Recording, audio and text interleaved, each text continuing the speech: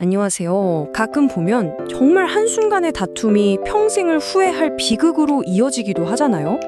오늘은 바로 그 지점, 단순한 싸움과 살인사건을 가름은 그 아슬아슬한 법의 경계선에 대해 한번 자세히 파헤쳐 보겠습니다. 이 말, 사건 현장에서 정말이지 가장 많이 듣는 말 중 하나죠. 피의자들은 보통 이렇게 말하거든요. 하지만 과연 법도 이 말을 그렇게 중요하게 생각할까요? 자, 지금부터 우리가 직접 수사관이 돼서 사건을 따라가 볼 건데요. 법이 판단하는 의도라는 게 우리가 생각하는 것보다 훨씬 더 복잡하고 또 무서운 개념이라는 걸 알게 되실 겁니다. 네, 그럼 본격적으로 사건을 한번 해부해 보죠. 수사관들은 하나의 사건을 볼 때 크게 세 가지 핵심 기둥으로 분석하는데요. 그 첫 번째가 바로 고의입니다. 이게 뭐냐면 내가 저 사람을 반드시 죽여야지 이런 마음과는 좀 달라요. 법이 묻는 건 이런 거죠. 이러다 사람 죽을 수도 있겠는데? 그래도 어쩔 수 없지. 바로 이런 무모한 마음으로 위험한 행동을 밀어붙였는가 하는 점입니다. 여기서 정말 흥미로운 건요. 수사관들은 피의자가 뭐라고 변명하는지 보다 공격 그 자체에 담긴 객관적인 사실에 집중한다는 거예요. 흉기를 썼는지, 아니면 머리나 가슴처럼 정말 치명적인 부위를 노렸는지, 그리고 공격이 얼마나 집요하게 계속됐는지 이런 것들을 보는 거죠. 자, 이제 두 번째 기둥으로 넘어가 볼게요. 바로 예견 가능성입니다. 아니, 저는 그냥 한번 밀쳤을 뿐이에요. 라는 변명이 완전히 무너지는 지점이 바로 여기죠. 당신의 그 행동이 어떤 끔찍한 결과를 낳을지 충분히 예측할 수 있었느냐는 겁니다. 생각해보세요. 똑같이 사람을 밀어도 푹신한 잔디밭 뒤에서 넘어지는 거랑 딱딱한 시멘트 바닥에 머리를 부딪히는 건 정말 하늘과 땅 차이잖아요. 바로 이겁니다. 행동이 일어난 그 환경과 맥락이 예견 가능성을 판단하는 핵심이 되는 거죠. 그러니까 수사관들은 현장을 아주 꼼꼼하게 재구성해서 이걸 증명해내는 거예요. 보통 사람이라면, 상식적인 사람이라면 이 상황에서 치명적인 위험을 충분히 예상할 수 있었다는 걸 말이죠. 그리고 마지막 세 번째 기둥은 인과관계입니다. 설령 피해자에게 원래 지병이 있었다고 해도 피해자의 폭행이 사망이라는 결과로 이어지는 직접적인 원인이 됐다는 걸 증명해야 하는 거죠. 이걸 위해서 수사관들은 수년간의 의료 기록까지 샅샅이 뒤지기도 합니다.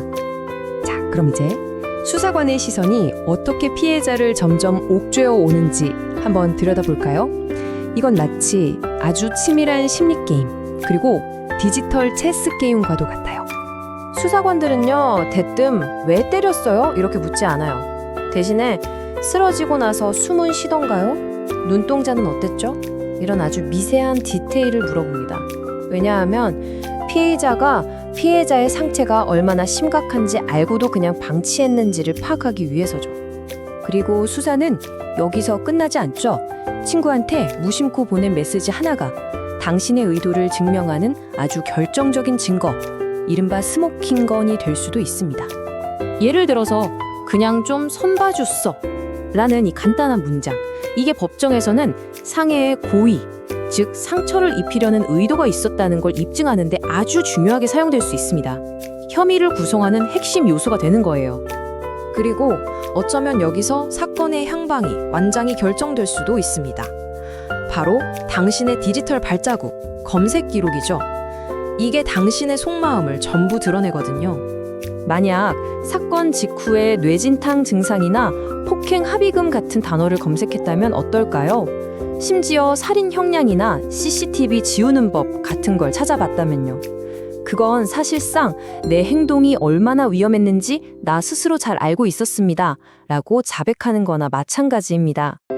자, 이렇게 모인 모든 증거들은 결국 하나의 결정적인 순건으로 이어집니다. 바로 어떤 죄명으로 기소될 것인가, 그리고 그 결과에 따라 피해자의 운명은 완전히 달라지게 되죠. 한번 보세요.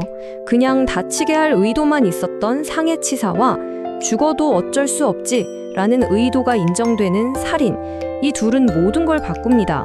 형량이 3년 이상에서 시작하느냐 아니면 5년 이상, 최대 사형까지 갈 수 있느냐의 엄청난 차이죠. 물론 법원은 왜 그런 일이 벌어졌는지도 따져봅니다. 예를 들어서 피해자가 먼저 공격자의 가족을 위협하는 식으로 갈등을 촉발했다면 이건 최종 형량을 정하는 데 아주 중요한 요소로 고려될 수 있습니다. 그렇다면 이 모든 과정을 통틀어서 법률 전문가들이 입을 모아 말하는 가장 중요한 골든타임은 과연 언제일까요? 바로 처음 72시간입니다. 수사관에게도 또 피의자에게도 이 72시간이 사실상 전부라고 할 수 있어요. 이 시간 안에 확보된 증거와 목격자 진술이 앞으로의 재판 전체의 방향을 결정해버리거든요. 그래서 변호의 핵심은 보통 언어를 아주 정확하게 사용하는 것에서 시작됩니다. 내가 때린 건 맞지만 그게 직접적인 사망 원인은 아니다처럼 법적 인과관계를 부인하고 피해자의 기존 병력 같은 다른 증거에 집중하는 거죠. 왜냐하면 수사팀은 처음부터 살인죄를 목표로 움직이고 있을 테니까요. 결국 핵심은 이겁니다. 법은 우리에게 단순히 내가 한 행동에 대해서만 책임지라고 말하는 게 아니에요. 그 행동으로 인해 충분히 예측할 수 있었던 모든 결과에 대해 책임져야 한다고 아주 무겁게 묻고 있는 것이죠.